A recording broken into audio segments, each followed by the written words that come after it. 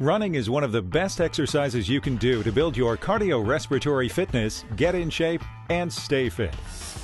There are some techniques you can adopt to help prevent injury and run at your maximum performance.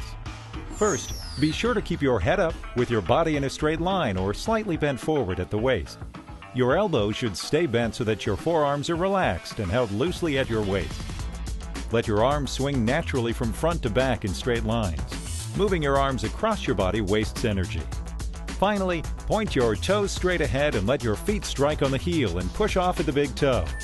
Remember to pace yourself and drink plenty of water after your run.